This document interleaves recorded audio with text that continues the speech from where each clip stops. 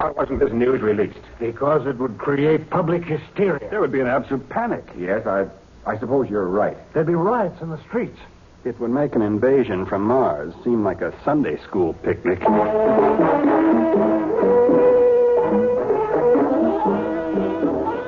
Theater 5 presents The New Order.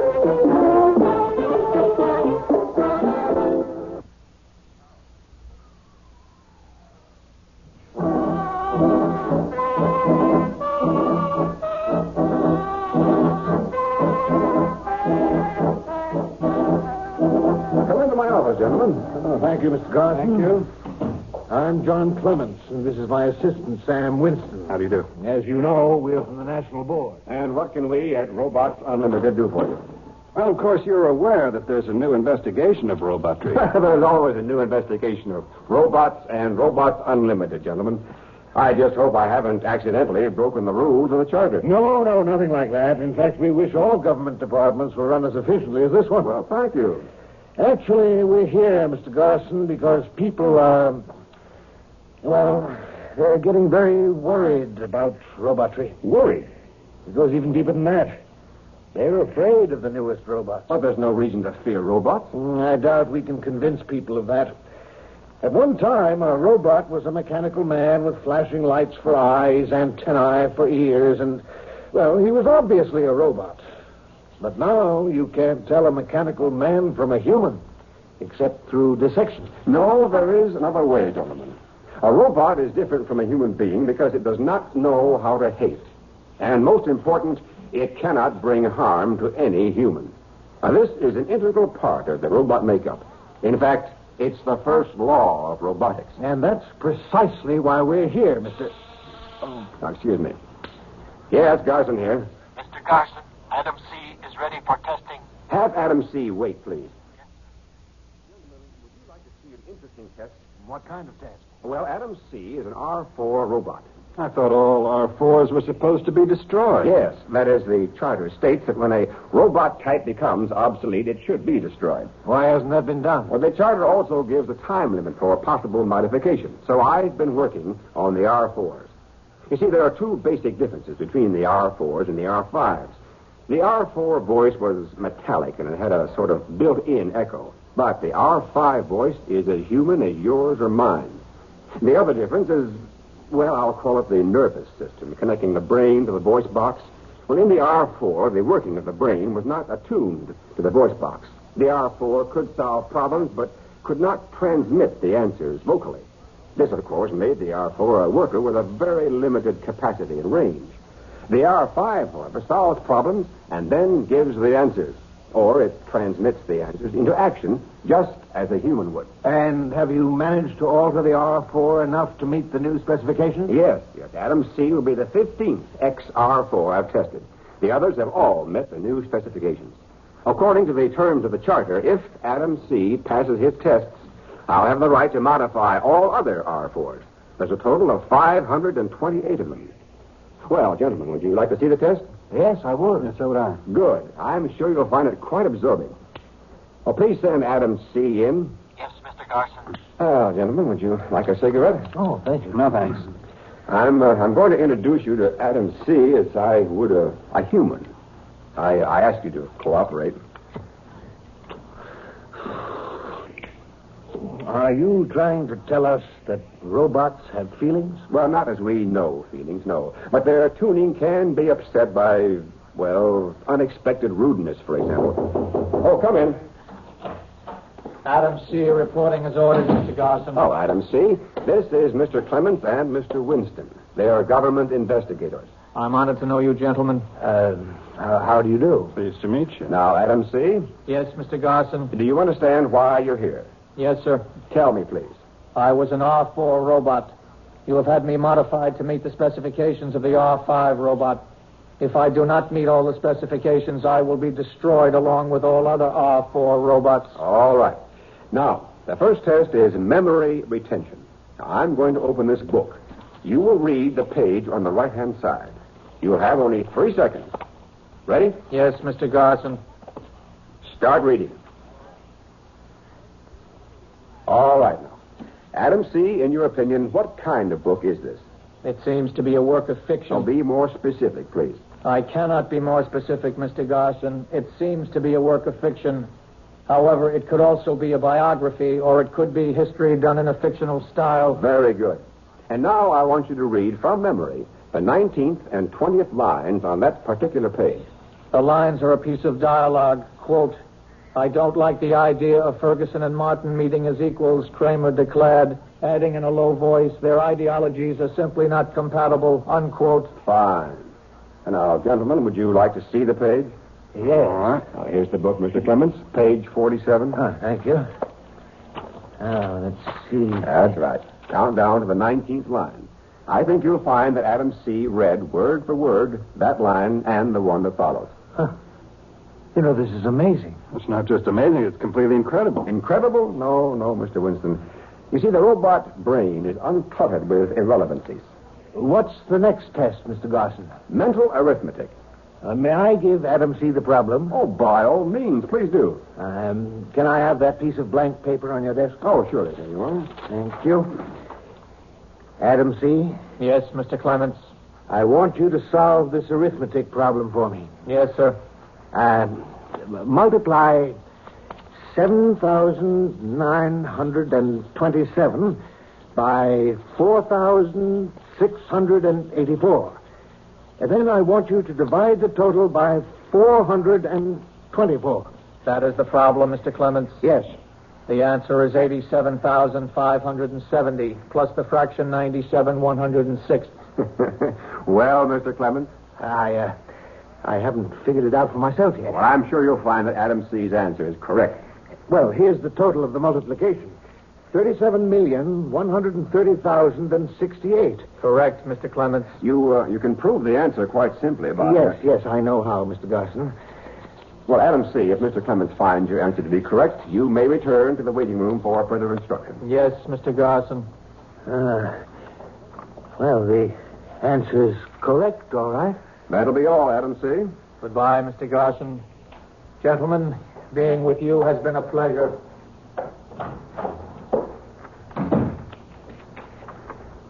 Well, I'll be darned. It makes one feel rather inferior, doesn't it? Mr. Garson, before this test, we were speaking about the first law of robotics. Oh, yes, so we were. Well, I think we're all aware of the fact that without this safeguard of the first law, Robots Unlimited would never have been granted a charter. In fact, the manufacture of human-type robots would not have been permitted. That's true. However, there is one man who can alter this first law, Professor Albert Dean, inventor of the human-type robot. And Professor Dean has been missing for the past 5 days. Missing? He disappeared from his home 5 days ago. Why wasn't this news released? Because the newspapers would pull out all the stops. There'd be panic. For the same reason, we didn't release another fact. That Professor Dean had been experimenting with a new robot. One to which the first law of robotics does not apply. You can imagine what the newspapers would do with that. Yes. This new robot type, did you know that Professor Dean was working on it? Well, yes, I did. Well, at least there was a rumor to that effect. Did you approve? Well, it makes small difference how I felt, Mr. Clemens. The matter was out of my hands. Professor Dean wasn't and isn't under my supervision. Yes, well, that's true enough. He was our responsibility. Mr. Garson, you were selected as general manager of Robots Unlimited because of your excellent record in government service. Your background of loyalty is impeccable. Thank you, but what is it you're trying to say, Mr. Clemens? We're expecting that you'll cooperate with us in this matter. Well, of course. Just tell me what it is that you want me to do. Well, at the moment, Winston and I would like the run of this building and the grounds. Very well. Feel free to go anywhere. Then later on today, we'll probably have another talk with you. Anytime at all. Good. I don't think I have to tell you how important it is that we find Professor Dean as soon as possible. Now, that's rather obvious, Mr. Clemens. The professor's knowledge of robotics can be a very dangerous thing if, for instance, he were kidnapped by a foreign power. Exactly. Well, thank you for everything. Gentlemen, if there's anything else that you need, just let me know. We will, and thanks again. Thank you.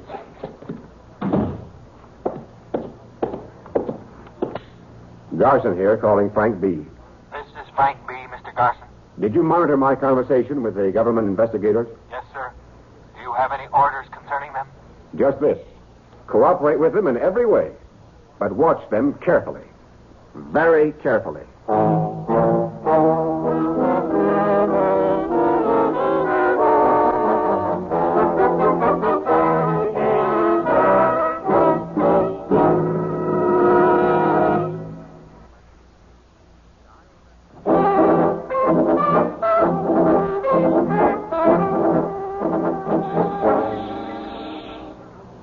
Yes, Garson here. Frank B. reporting, Mr. Garson. Investigator Clements has found his way into the corridors beneath the building. He is now in the restricted area. What are your orders? Have some R5 standing by. I'll take care of this myself.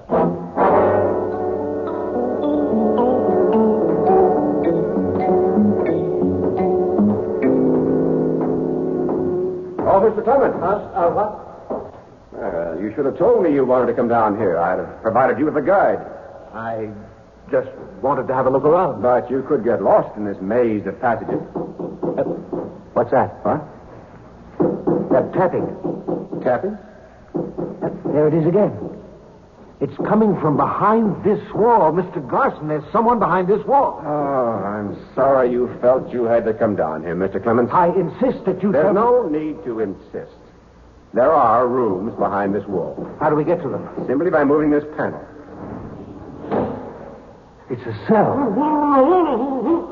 Who's that? Come along, Mr. Clements.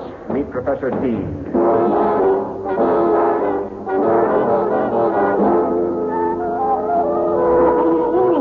As you can see, the professor is unharmed. Why do you have him tied and gagged? Because he knows certain words that activate the robots. Here they come now. Mr. Garson, I insist that you release Professor Dean. I'm sorry, no. Only you two. Come now, put away that gun. What do you want us to do, Mr. Garson? Take Mr. Clements to a cell. No, they can't carry out that order. Why not, Mr. Clements? Because of the first law of robotics. Robots aren't permitted to harm humans. But they don't intend to harm you. Let me go. See? They're gentle, but very strong. Take him away, please. You'd better have a good answer for all this, Garson. Well, I think I do.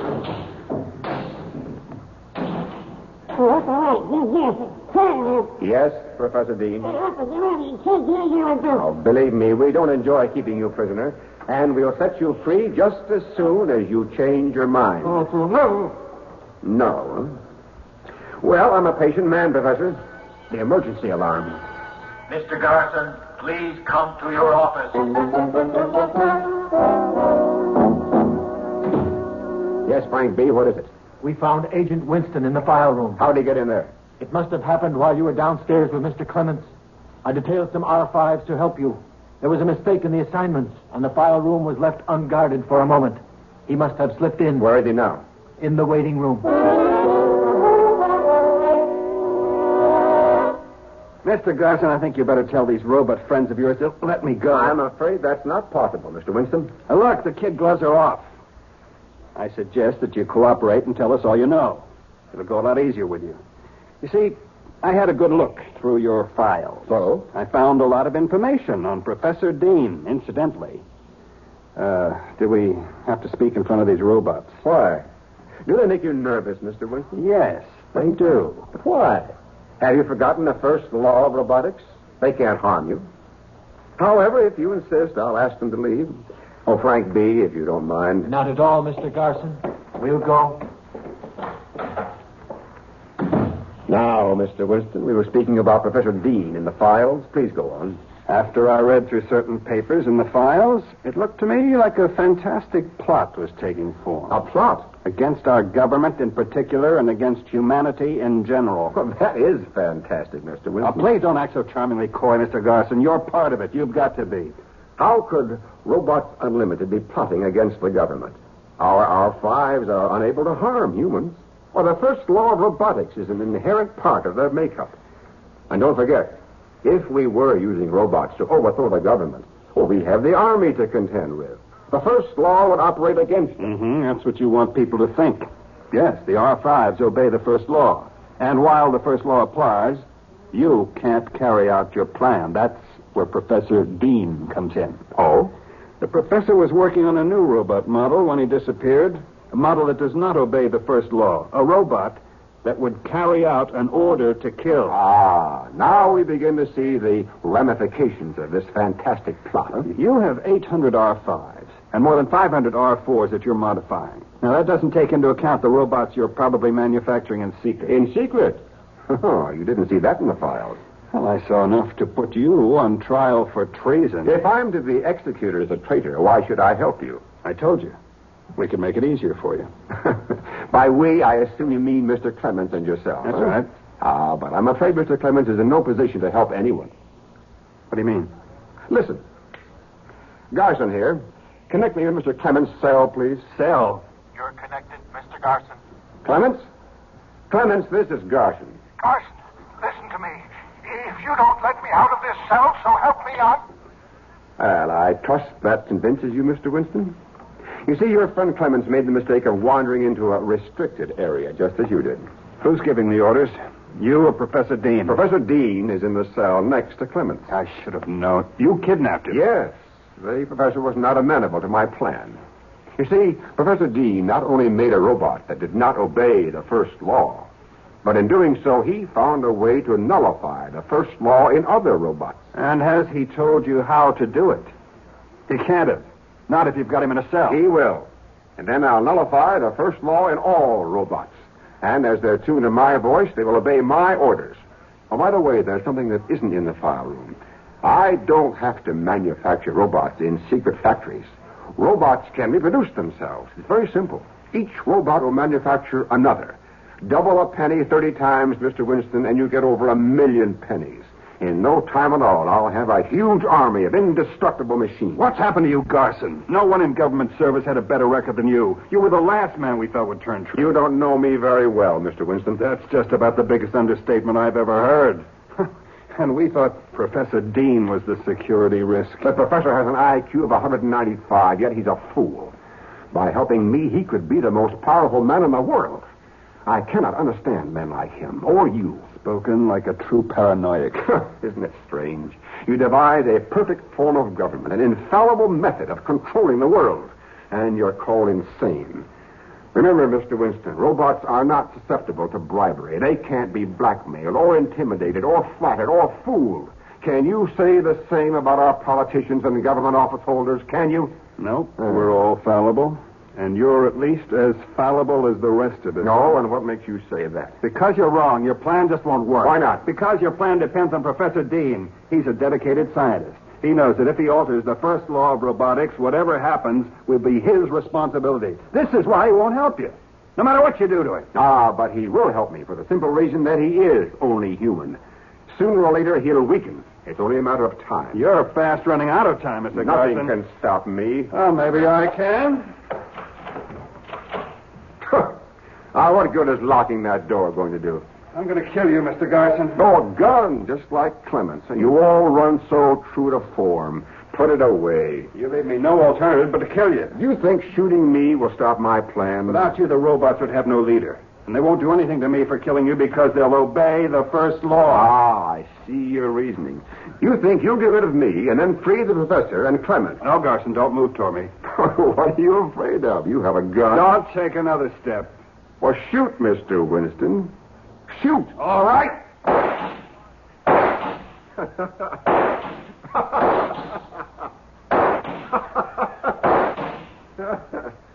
hit you with every shot. Everyone. You must be... A robot? Yes. Yes, I am. You see, the real Garson is dead. I had my face made in his image.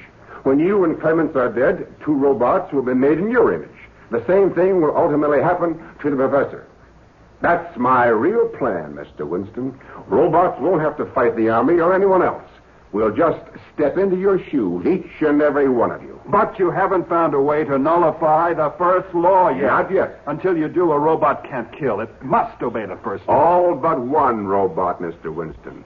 The one Professor Dean made just before he disappeared. The robot to which the first law of robotics does not apply. You're... Yes. I am that robot, Mr. Winston.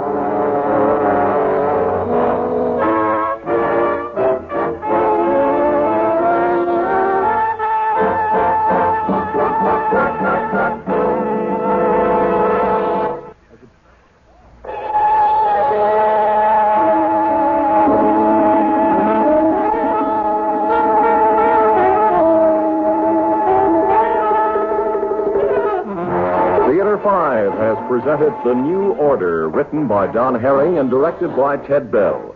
In the cast, Jay Barney, Bob Dryden, Jack Manning, Jack Grimes, and Owen Jordan. Audio engineer Neil Pulse. Sound technician Ed Blaney. Script editor Jack C. Wilson. Original music by Alexander Vlastotsenko. Orchestra under the direction of Glenn Osser. Executive producer for Theater 5, Edward A. Byron. We would appreciate your comments. Write to Theater 5, New York 23, New York. This is Fred Foy speaking.